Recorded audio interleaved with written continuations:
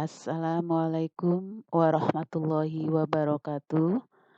Apa kabar anak-anakku semua? Semoga kalian dalam kondisi sehat walafiat dan tetap semangat belajar dari rumah.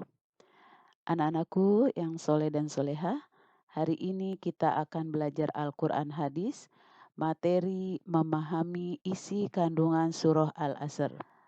Baik, sebelum kita belajar, kita baca doa terlebih dahulu. Bismillahirrahmanirrahim. Allahumma aftah alaina futuhal arifin bihikmatika wansur alaina rahmataka wa zakirna ma nasina wa alimna mimma jahilna birahmatika ya arhamar rahimin. Allahumma sholli ala Sayyidina Muhammad wa ala ali Sayyidina Muhammad. Baik anak-anakku, sebelum kita belajar tentang isi kandungan surah Al-Asr, sebelumnya kita membaca dulu surah Al-Asr. Nah, anak-anak kan 2 minggu yang lalu Ibu tugaskan untuk menghafal surah Al-Asr. Nah, hari ini nanti anak-anak disetor melalui video caranya menghafal menghadap cermin atau kaca sambil divideokan. Oke, baik kita baca surah Al-Asr terlebih dahulu sebelum kita belajar isi kandungan surah Al-Asr. Anak-anak ikuti ya, Bu Guru dulu baru anak-anak.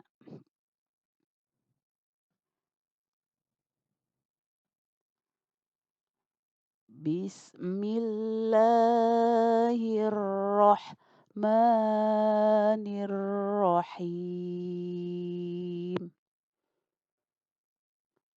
Wal asr. Innal insana lafi khusrin illa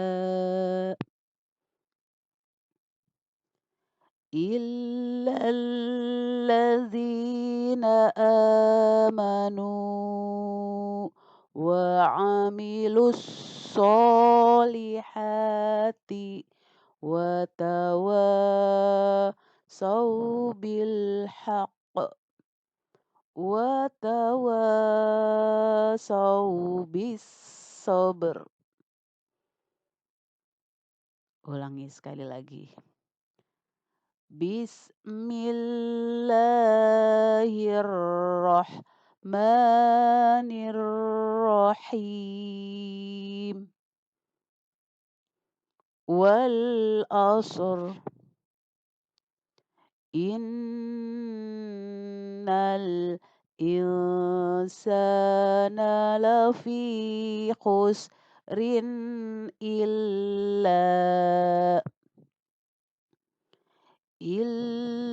alladzina amanu wa amilus solihati wa tawasaw bil haqq wa tawasaw bis sabr. Wal asri. Demi masa. Innal insana lafi khusr. Sungguh manusia berada dalam kerugian. Illalladzina amanu. Kecuali orang-orang yang beriman. Wa amilus solihati. Dan mengerjakan kebajikan atau amal soleh. Wa tawasaw bil haqq. Serta saling menasehati untuk kebenaran. Wa tawasaw bis sabr. Dan saling menasehati untuk kesabaran. Shadaqallahul azim. Maha benar Allah dengan segala firman-Nya. Baik anak-anak, memahami isi kandungan surah Al-Asr. Tadi kita sudah baca surah Al-Asr itu jumlah ayatnya ada 3. Ayat yang pertama menjelaskan bahwa surah Al-Asr artinya zaman atau masa. Demi masa, demi waktu asar, ya wal asri, demi masa, demi waktu asar. Nah, di sini menceritakan bahwa kerugian manusia yang telah melewati masa atau waktu tanpa berbuat kebaikan. Ya, di sini menceritakan bahwa manusia itu dalam keadaan rugi jika tidak bisa mengisi waktunya dengan hal-hal yang bermanfaat. Karena waktu yang telah lewat tidak bisa kembali lagi. Misalnya, anak-anak tahun kemarin di kelas 3. Nah, waktu kelas 3 itu tidak bisa diulang lagi pada masa sekarang. Nah, sekarang kita menghadapi masa depan. Jadi kalau kemarin di kelas 3 kalian bermain, main HP terus. Nah, di kelas 4 kalian mau mengisi yang tahun lalu, tidak bisa ya karena waktu itu tidak bisa berulang. Al-waqtu kasoif, waktu itu bagaikan pedang. Kalau kita tidak bisa memanfaatkan waktu, maka waktu itu yang akan memotong manusia. Oke, ayat yang kedua menjelaskan bahwa Allah Subhanahu wa taala bersumpah atas nama waktu. Nah, tadi di ayat pertama wal asri, demi waktu atau demi masa, masa asar ya. Nah, Allah ini sangat memperhatikan sekali tentang waktu.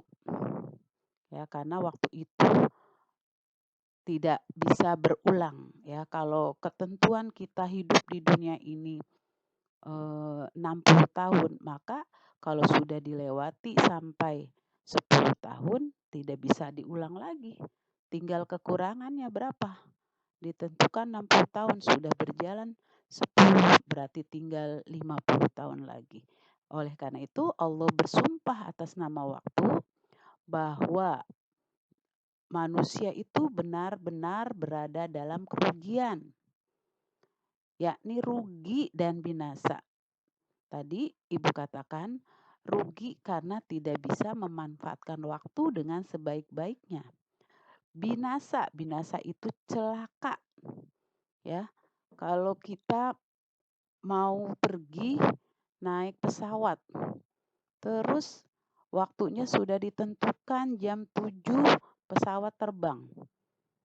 Tapi kita datangnya terlambat, jam 7 lewat, maka kita akan tertinggal pesawat, maka celaka. Atau kita datang ke sekolah terlambat, maka yang pertama akan dapat teguran dari guru, yang kedua tertinggal pelajaran.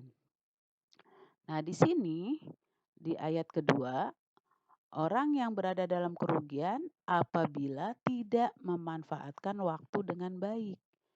Ya. Jadi waktu dibuang-buang dengan percuma. Bermain, nonton televisi terus, main HP terus ya, atau tidur terus ya, tidak ada perbuatan yang baik yang diisi dengan yang bermanfaat. Itu adalah orang yang akan merugi. Di ayat ketiga Allah menjelaskan bahwa yang terhindar dari kerugian dikecualikan. Ya, kecuali orang yang tidak akan merugi yaitu manusia yang beriman hatinya. Jadi di dalam hatinya dia mengakui atau percaya kepada Allah dengan mengerjakan amal-amal yang baik. Mengerjakan apa-apa yang diperintahkan oleh Allah. dan meninggalkan apa-apa yang dilarang oleh Allah. Itu adalah orang yang beriman. Di dalam hatinya sudah percaya, mengakui bahwa Allah sebagai Tuhannya. Dan apa-apa yang telah dilarang atau diperintahkan kita jalankan. Dan mengerjakan amal-amal soleh. Amal soleh itu amal-amal yang baik, ya. Macam-macam amal soleh anak-anak. Menolong orang sakit, amal soleh. Membantu teman yang kesulitan, amal soleh. Memindahkan hal-hal yang berbahaya yang ada di jalan seperti duri, paku, beling, ya. Kita hindarkan supaya orang lain tidak celaka, itu juga amal soleh. Atau meminjamkan alat-alat tulis kalau temannya tidak punya, meminjamkan buku temannya yang tidak punya, nah itu juga termasuk amal soleh. Atau membantu orang tua, ya, menjaga adik dan lain-lain. Nah, mengerjakan yang diperintahkan. Nah, orang yang mengerjakan apa yang diperintahkan oleh Allah itu tidak akan merugi. Dan meninggalkan yang diharamkan, yang dilarang oleh agama, oleh Allah, kita tinggalkan, itu adalah termasuk orang-orang yang nantinya tidak akan merugi. Kemudian tabah atau sabar menghadapi musibah. Musibah macam-macam, sakit, orang meninggal, atau musibah bencana, kebanjiran, kebakaran. Nah, itu namanya musibah. Listrik mati, kuota habis. Nah, itu juga termasuk musibah anak-anak. Nah, itu harus dihadapi dengan tabah dan sabar. Tapi tidak berdiam diri, berusaha. Ya, berusaha tidak meratapi, menangis, stres, ya. Itu namanya orang yang tabah menghadapi musibah. Dan gangguan yang menyakitkan dari orang-orang yang ia perintah atau nasihat. Ya, orang yang menasehati untuk melakukan kebajikan. Misalnya kita senang mengganggu orang lain. Nah, maka ada orang yang memberikan nasihat. Nah, itu kita harus mengikuti, ya. Walaupun itu menyakiti. Ya, menyakitkan. Kita senang mengganggu orang, tapi ada orang yang menasehati. Nah, orang yang kalau diingatkan marah itu artinya orang yang sombong. Nah, ini orang-orang yang mau berubah, ya, dari perbuatan yang dilarang. Nah, itu namanya termasuk orang yang tidak merugi. Ya, jadi gangguan yang menyakitkan dari orang-orang yang ia perintah atau nasihat melakukan kebajikan. Jadi walaupun kita senang mengganggu orang lain, ya, tapi itu adalah perbuatan yang tidak baik. Kalau kita tinggalkan, maka itu termasuk melakukan kebajikan atau kebaikan. Dan ia larang atau nasihat melakukan kemungkaran. Ya, jadi orang-orang yang menyampaikan nasihat dalam kebenaran, nah itu kita harus mau mendengarkan dan sabar dalam menyampaikan nasihat itu. Nah, demikianlah anak-anak isi kandungan daripada surah Al-Asr ayat 1 sampai dengan 3. Nah, untuk tugas dan latihan hari ini, yang pertama baca materi Al-Quran Hadis tentang surah Al-Asr di LKS halaman 5 sampai 6. Yang kedua, baru kerjakan latihan soal yang ada di LKS halaman 12 sampai 13. Soal yang PG jawabnya solasi langsung saja di LKS. Ya.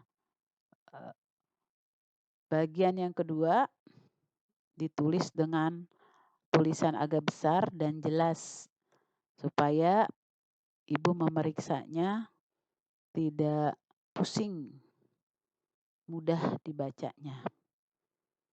Demikianlah anak-anak, hari ini kita akhiri dengan membaca Alhamdulillahirobbil alamin.